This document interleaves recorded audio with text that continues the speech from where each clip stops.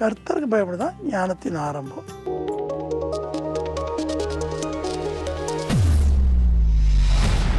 ஸ்தோத்திரம் my dear little children, நல்லா இருக்கீங்களா?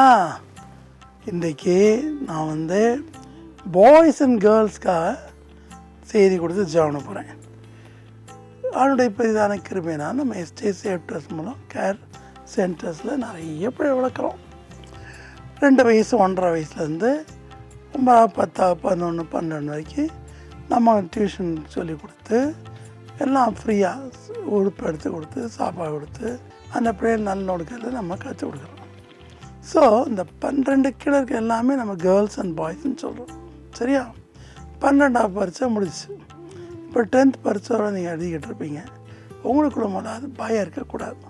சங்கீதம் 56:3 நான் பயப்படும் நாளில் உண்மை நம்புவேன். சின்ன பிள்ளைகளுக்கு பொதுவாக பயம் இருக்கும், படித்தவனுக்கும் பயம் இருக்கும், படிக்காதவனுக்கும் பயம் இருக்கும். ஆனால் பயம் மட்டும் இருக்கக்கூடாது. நீங்கள் பயந்தீங்கன்னா கன்ஃபியூஸ் பண்ணிடுவீங்க. எதுன்னு சொல்லுது லூக்கா 2 அதிகாரத்தில் 40:52 இயேசுவானவர் ஞானத்தில் வாழ்ந்தார். ஸோ 12 வயசில் பெரிய பெரிய பைபிள் ஸ்காலர்ஸ் எல்லாம் அவர் கேள்வி கேட்டார். தானியேல் அவனுடைய சௌர பிள்ளையாண்டான்கள் தீமை விட்டு விளையாடினாங்க. அதாவது தீங்கான காரியம் சொல்லப்போனால் வைன், மற்ற பியர், விஸ்கி, மற்ற களியாட்டுகள், கூத்து, டான்ஸு, அந்த பெரிய பேரரசுடைய மாளி நடக்கிற எல்லாமே இச்சைக்குரிய காரியங்கள் அத்தனையும் விட்டு விலகி நடந்தாங்க. அதனால் கர்த்தர் அவனுக்கு 10 மடங்கு ஞானத்தை கொடுத்தார். ஃபாரினர்ஸ் தான் திடீர்னு போகிறாங்க பாபிலோனுக்குள்ளே, லாங்குவேஜ் தெரியாது, ஒன்றும் தெரியாது. இவங்களுக்கு ஹீப்ரூஸ் தான் தெரியும். ஹீப்ரூஸ் அங்கே அடிமையாக இருக்காங்க. பாபிலோன் 70 நாடுகளை ஆட்சி செய்யுது. இப்போ பாபிலோனுடைய கலைகள், பாபிலோனுடைய அரசியல், பாபிலோனுடைய கட்டமைப்பு, பாபிலோனுடைய மற்ற எல்லா காரணங்களும் கற்றுடணும். எவ்வளோ கஷ்டம் இல்லையா? குறிப்பிட்ட நாளுக்கு அவங்க சொல்லியிருக்காங்க. ஆனால் பாருங்கள், அவங்க 2 காரியம் செய்தாங்க. ஒன்று தீமிட்டு விளையாடினாங்க, அடுத்தது அவங்க தேவனை தேடினாங்க. தேவனை மேலே முக்கியம் கொடுத்தாங்க. ஏன்னா கர்த்தருக்கு பயப்படுதான் ஞானத்தின் ஆரம்பம். நீதிமொழிகள் 1:7. அதுக்கப்புறம் என்ன? அவர்கள தேவன் தம்முடைய அபிஷேகத்தினால நிரப்பினார். அபிஷேகம் நமக்கு ஞானத்தை தரும்னு சொல்லி 1 கொரிந்தியர் 12 அதில் 8 நம்ம பார்க்கணும். ஸோ பரீட்சையில் உங்களுக்காக நான் ஜெபம் போகிறேன். சரியா? கிறுக்கி எழுதக்கூடாது, அப்புறம் குழப்பக்கூடாது, கடைசியில் போய் குழப்பக்கூடாது. நிறைய பிள்ளைகள் சின்ன வயசுலேயே பயப்படுவாங்க, படிச்சிருப்பாங்க ஆனால் பயப்படுவாங்க. அல்லது அந்த ரிசல்ட் வரதுக்கு முன்னாடி என்ன செய்வாங்க? பயப்படுவாங்க. ஐயோ, நான் அந்த இது மார்க்கு தப்பு அடித்தேனே, இந்த கொஸ்டின் தப்பு அடித்தேன்னு சொல்லி அனாவசியம் பயப்படுவாங்க. பயப்படக்கூடாது. நல்லா படிச்சிருக்கீங்க, கர்த்தர் கண்டிப்பாக நல்ல ரிசல்ட் தருவார். ஒருவேளை வாழ்க்கை முழுவதும் நீங்கள் வீணாக்கியிருந்தால் கூட ஏசப்பா உங்கள் மேலே இறக்கம் வச்சு உங்களுக்கு உதவி செய்வார்.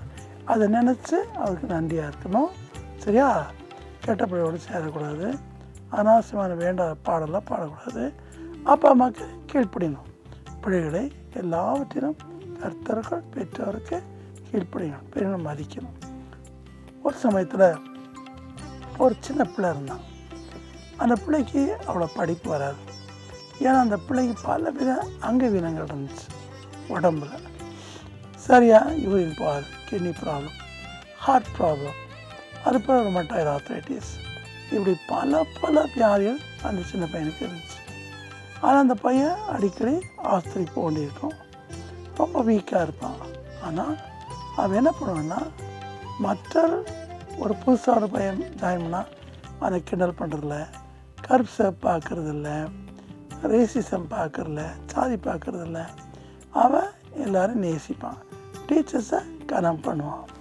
ஆனால் மற்றவங்கெல்லாம் அவன் டிப்ளமா படிக்கும்போது கிண்டல் பண்ணுவாங்க. இவனுக்கு சினிமா பார்க்க தெரியாது, இவனுக்கு அதை பார்க்க தெரியாது, இதை பார்க்க தெரியாதுப்பாங்க. அவன் முக்கில் உட்காந்து அழுதுட்டு இருப்பான். ஆனால் பரீட்சை வந்து அவன் தான் ஃபஸ்ட் ரேங்க் எடுத்தான். சரியா? அது யார்? அது நானே தான். அதனால் நான் உங்களுக்கு தாத்தா சொல்கிறது கேளுங்க, நீங்களும் ஃபஸ்ட் ரேங்க் வரணும். ஜெயிப்போமா?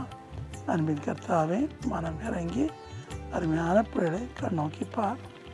அப்பா, ஆனுவல் எக்ஸாம் எழுதுகிறாங்க. கொஸ்டின் ஈஸியோ கஷ்டமோ எப்படியோ பிள்ளைமை இறக்கம் வை மேசப்பா. மறந்ததெல்லாம் அவங்க நீங்கள் ஞாபகப்படுத்தி காட்டுங்கப்பா. எழுத்து சுத்தமாக இருக்க செய்யுங்கப்பா. இந்த நேரத்தில் தலைவலி, டென்ஷன், ஸ்ட்ரெஸ்ஸு எது வராமல் காத்துடுங்கப்பா. ஜோம் பண்ணி பரீட்சை போக செய்யும். மகத்தான வெற்றியை தாரும். நீ எல்லாம் எங்கே மார்க் எடுக்க போகிற, நீ எல்லாம் எங்கே பாஸ் பண்ண போகிற அப்படின்னு ஒரு டீச்சரோ ஒரு கூட இருக்க மாணவர்களோ யார் கிண்டல் பண்ணாலும் அதெல்லாம் அவங்க ஒரி பண்ணக்கூடாது. ஒரி பண்ணவே கூடாது. தாங்கள் உழைத்ததுக்கு தேவன் பதில் தருவாருங்கிற நம்பிக்கையை தார். சீக்கிரமாக எழும்ப செய்யும். அதேபோல் ராத்திரி 11 மணிக்கு தூங்கிட்டு கரெக்டாக 5 மணிக்கு எழும்ப செய்யும். உண்மை வாழ்த்தி வணங்கிட்டு படிக்கடியில் படிச்சுட்டு பரீட்சைக்கு போகும்படி செய்யும். அவள் போக்கிനും வரத்திനും காத்துக்கணும். இதை கேட்கிற ஒவ்வொரு பிள்ளைக்கும் மகத்தான வெற்றியை தாரும். லாங்குவேஜ் கஷ்டமாக இருக்க பிள்ளைகளுக்கு உதவி செய்யும். கணக்கு கஷ்டமாக இருக்க பிள்ளைகளுக்கு உதவி செய்யும். உன் கிருபையை தாங்கட்டும். இயேசுவின் நாமத்தில் தாழ்மையோடு வேண்டிக் கொள்கிறோம் பிதாவே. ஆமேன், ஆமேன்.